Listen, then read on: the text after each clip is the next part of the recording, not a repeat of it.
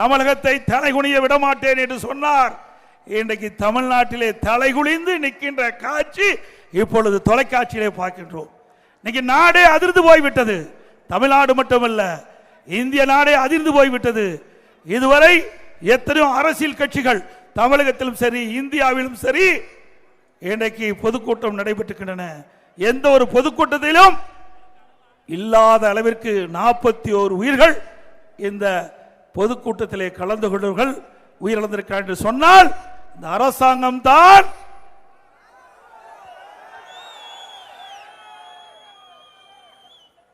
பொறுப்பேற்க வேண்டும் என்று சொன்னால் அரசாங்கம் உங்க கையிலே இருக்கின்றது, ஆட்சி உங்க கையிலே இருக்கின்றது.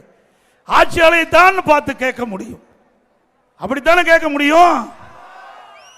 யாருமே பழி சுமத்தி தப்பித்து விட கூடாது. ஆக ஒரு அரசாங்கம் எப்படி இருக்க வேண்டும் என்பதை நீங்கள் உணர வேண்டும். இனியாவது இன்றைக்கு நடக்கின்ற பொதுக்கூட்டத்திற்கு முழுமையான பாதுகாப்பை தருவீர்கள் என்று நாங்கள் எதிர்பார்க்கின்றோம்.